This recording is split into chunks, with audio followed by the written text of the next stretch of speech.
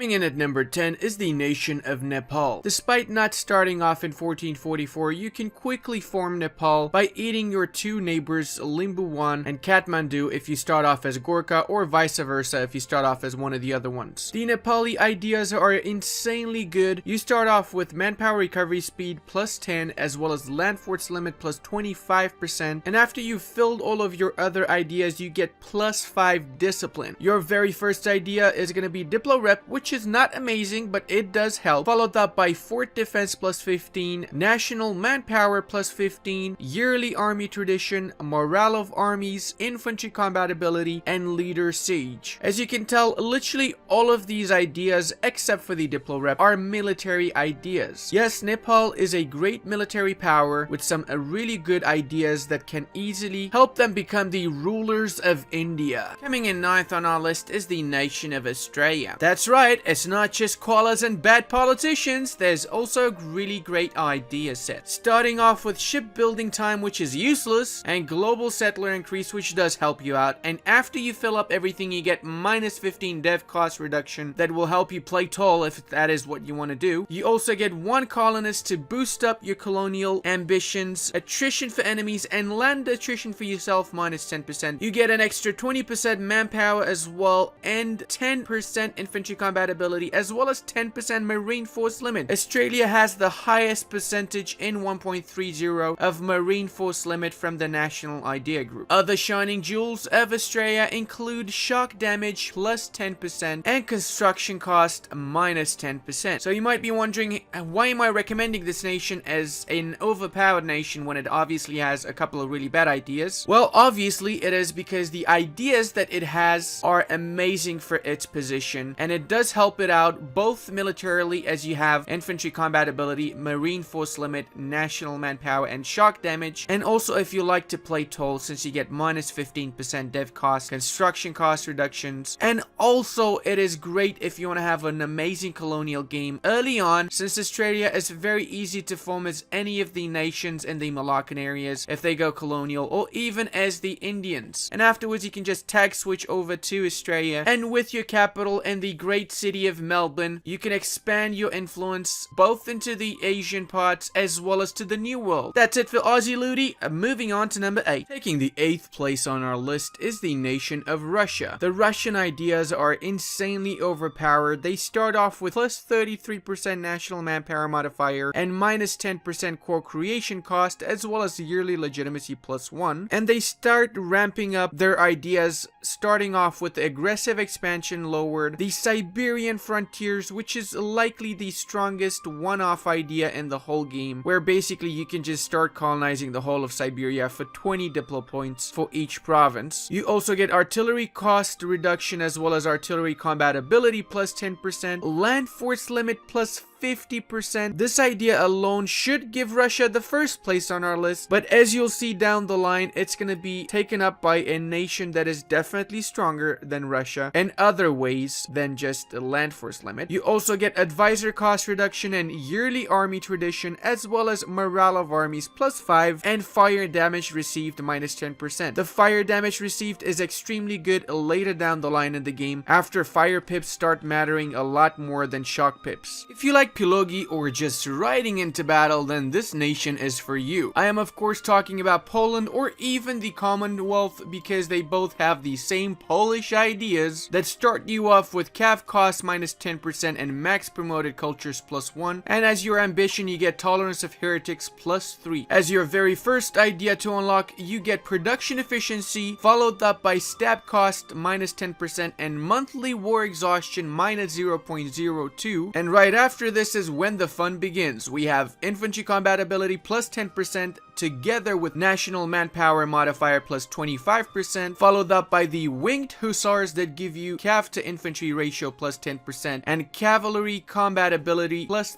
33%. As you might know, the Polish ideas are the go-to ideas if you want to have a cav strong army in the early and mid game, but towards the later part of the game you're not gonna make as much use of this as you will in the early and mid game. We also have regiment cost minus 10%, discipline discipline plus 5, and morale of armies plus 15%. Overall, considering that you get both morale of armies, infantry combat ability, and discipline together with manpower and cav combat ability, Poland is an insanely great nation to play as, and the Polish ideas are magnificent from both a military point of view as well as a economic perspective. The main lacking side to the Polish ideas are going to be the cav combat ability, which towards the late game are going to be basically useless, together with the cav costs, and depending on what idea set you go for, tolerance of heretics might also not be so amazing. Scoring a solid 6th place on my list here is the nation of Prussia. One of the nations that I rarely play as. Prussia does have insanely great ideas, starting with yearly army tradition plus 0.5 and aggressive expansion impact minus 10%, which really helps us out since it starts off in the HRE and aggressive expansion is a massive deal there, as well as you get plus 5 discipline once you fill up all of your ideas. You also get stability cost reduction and tolerance of the true faith, yearly army tradition DK, morale of armies plus 20%. This is the highest morale of armies boost that only very few nations in the game get. Infantry combat ability plus 20%. Also, once more, very few nations actually get both of these in the same idea set, and you also get national manpower modifier plus 25%, as well as recruitment time minus 10%, and towards the end you get minus 5 dev cost and tolerance of heretics. The Prussian ideas are really great for warfare, but EU4 is not really just about warfare, and you should not judge an idea set simply from their military ideas, but from the other ideas and how they work within that nation's given space at the start or where they are going to be formed. One more thing to note, the Prussians are super strong also because of their government type, which also gives them plus 10 discipline, manpower recovery speed plus 20%, and land maintenance minus 20%. So it's not just the national ideas of Prussia that makes it the strongest in most people's eyes. Blitzkrieging into number 5 is the nation of Germany. The Imperial German ideas are insanely well balanced. You start off with plus 15% infantry combat ability and yearly Republican tradition plus 0.3, and once you fill up all of your ideas you get Diplo relation slots plus 1. To go along with that, you also have national unrest minus 2, technology cost minus 10% because it wouldn't be Germany without being a bit ahead of technology, as well as plus 5 discipline since we want to keep those Prussian spirits alive, trade efficiency plus 10% as well from our beloved Hanseatic trade spirits, a yearly army tradition plus 0.5, as well as administrative efficiency plus 5%, which overall makes it a lot easier for us to expand and run our beloved empire. And to top it off, you get plus 20% goods produced modifier, which in the late game means that you're gonna have an amazing industry that's gonna make you filthy rich in the mid to late game if you decide to go as the Germans. Do take note that Germany requires you to be admin tech 20 before you actually can become this beloved nation of old Germans, and sometimes when you're playing as Prussia or other nations that also have great ideas, it really depends whether you're playing in single player, multiplayer, since the Prussian ideas are also really great from a military point of view, and you do lose the 20% morale of armies, which the Imperial German ideas do not have, but they do make up for that with a ton of money to hire extra troops and mercenaries. If you were tired of German nations, then that's great, because next up is Hanover. The Hanoverian ideas are some of my personal favorite ideas in this game. They balance out everything perfectly. You start off with construction cost and trade power abroad, each 10% reduction and increase, and after you fill all of their ambitions you get plus 5 discipline. Hanover also has state maintenance minus 15%, which makes for a lot cheaper edicts, dev cost minus 10%, which is amazing seeing as Hanover does have to play toll in most situations, especially in multiplayer. They also get a land maintenance modifier minus 5 and land fire damage plus 5%, which works amazing with their last idea of fire damage received minus 15%. These two ideas are extremely great for the mid to late game when fire damage is extremely important, and having a damage mitigation of 15 means that you're taking a lot less damage, and you're also dealing a little bit more damage. You also get some prestige,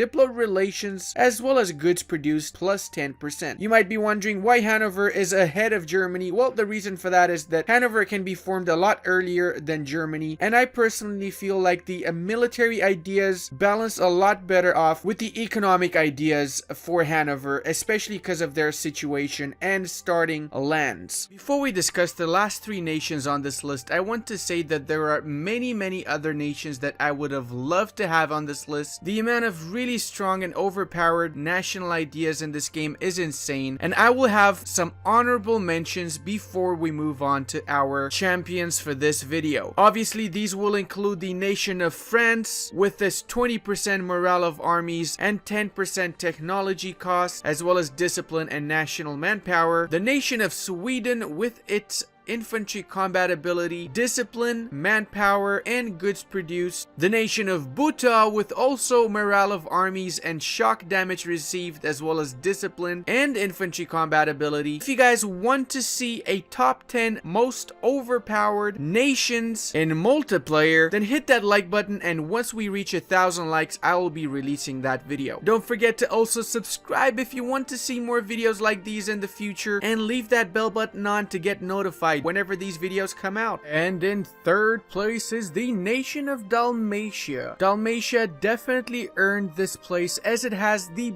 best ideas in all of the Balkans, starting off with trade efficiency plus 15% and morale of armies plus 10%. Remember, this nation can be released from 1444 should you wish to, or it can be formed by some of its neighbors such as Croatia. You also get reform, progress, growth, and national unrest, but then you start getting the good stuff: trade power abroad, which will help you out in the Venice and Genoan trade node, max promoted cultures, development cost and institution spread if you're into playing toll, infantry combat ability to have a super strong army. This mixes amazingly with the plus 10 morale of armies, and remember that you also get morale of navies plus 15% once you fill up all of your Dalmatian ideas, so your navies are going to be super strong, especially since you also get a naval force limit modifier plus 25%. So even if you're a little bit smaller, you can for sure match up your neighbors in size of navies. And your last idea is going to be core creation cost minus 15%. If you're going for a bit of a wider game, this idea is going to really help out a lot, especially since Italy is a bit higher def, and most likely you will be going into Italy to capitalize on the Venetian and the Genoan trade nodes. Not to mention, you're also Italian culture after all. Coming in at number 2 is the nation of Saluzzo, a 1-province minor in the Alps. They start off with aggressive expansion impact minus 15% and infantry combat ability plus 10%, as well as core creation costs minus 15% once you fill up all of your ideas. They also get provincial trade power modifier plus 10%, goods produced plus 10%, and trade steering plus 20%, as well as national tax plus 10, which means that economically you're going to be in a super good spot no matter where you develop your nation or where you expand your nation for that matter, as both the provincial trade power and the trade steering bonuses are going to make sure that you have a lot of influence in your regions and in the trade nodes where you are present and adjacent to. You also get missionary strength plus 1 and tolerance of the true faith, but what really shines for them is the morale of armies plus 10% and movement speed plus 15%. Saluzzo is one of the few nations that actually has movement speed as part of their national ideas, and movement speed can make a massive difference, especially in multiplayers or even in late game single player games. I personally believe that Saluzzo has one of the most well-balanced idea sets and definitely deserves to be second on our list. And the most overpowered national ideas are the Texan ideas. That's right, the Texan ideas beat pretty much any other ideas on their own, that is to say, not including government types, specific or unique modifiers, or whatever. One-on-one, national idea against national idea, these boys have it all. First off, heretics and heathen provinces do not give any penalties. That basically means that you don't need to care about any religious problems within your nation, no matter how big or small it is. After that, we also have fire damage received minus 10% from the get-go, which is really great for the mid and late game. And after you fill up all of your ideas, you also get plus plus 15 morale of armies. You get some prestige, and as your second idea, you get a land fire damage plus 10%. This mixes in amazingly with your fire damage received minus 10%. We also get goods produced modifier plus 10%, a land attrition minus 10%, and movement speed plus 15% in the same ideas, which means that you're always going to be the first one to reinforce or get out of there if you need to, in multiplayers or in single player. We also get yearly army tradition decay, stability cost modifier, and development cost minus 10%. This is basically every multiplayer's wet dream right here. You get amazing playing told modifiers and extremely great military modifiers. If you haven't played as Texas yet, I highly recommend that you start a brand new game with whatever you want to go for, colonize this area, switch on over to Texas, and watch them heads roll. Because this Lone Star state here, it's got more firepower than you can ever imagine.